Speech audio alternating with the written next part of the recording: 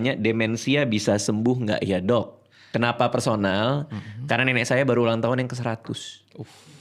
Dan kemarin pas saya selamatin dia nanya kamu siapa? Jadi udah di tahap itu. Dia udah lupa nama orang, udah nggak tahu dia di mana segala macam. Jadi lumayan personal nih. Nah pertanyaan dia, demensia bisa sembuh nggak? Tergantung demensianya. Jadi demensia itu ada sebenarnya bukan bidang spesifik gua, tapi secara umum demensia itu ada vaskular atau yang non vaskular atau yang degeneratifnya. Oke. Kalau yang vaskular kebetulan personal juga. Jadi orang tua gua salah satunya sempat mengalami sedikit demensia vaskular. Oke. Sorry dok, kita define dulu kali ya. Ya. Demensia apa? Demensia itu proses penurunan fungsi kognitif dari otak. Umumnya itu masalah memori. Oke, jadi lupa-lupaan lah gitu ya. Ya. Oke, lalu? Curiganya karena demensia vaskular jadi ada seperti mini stroke atau stroke kecil sumbatan di pembuluh darah otaknya yang bikin fungsi kognitifnya terganggu. Oke. Nah, itu adalah proses aging sebenarnya. Kita semakin menua, otak kita akan semakin kecil, fungsinya juga akan semakin menurun. Oke. Nggak ada cara untuk menghentikan proses penuaan. Oke. Kita cuma punya cara untuk memperlambat. Jadi nggak ada yang namanya mengembalikan jadi muda, nggak bisa. Oke. Nah, proses itu akan terus berjalan whether we like it or not.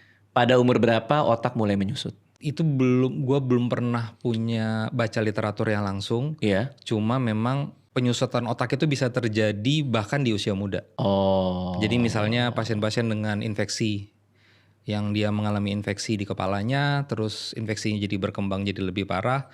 Setelah dia healing itu sering otaknya mengalami atrofi. Atau pasien dengan trauma, cedera kepala, itu pasti akan bisa terjadi atrofi kalau cederanya cedera hebat sampai perdarahan gitu. Berarti tidak realistis untuk nenek saya di usia 100 tahun dia masih bisa nginget orang atau segala macam. Itu nggak realistis tuh. Karena orang 100 tahun udah pasti dia agak kesulitan dalam sisi memori. Iya. Oh iya. Akan jauh lebih lamban, proses kognitifnya juga jauh lebih lamban. Pada level apa orang itu bisa totally lupa bahkan ke identitas dirinya dia? Itu kan banyak ya kondisi yang seperti itu. Kayak salah satunya misalnya Alzheimer, ada demensia, ada Alzheimer.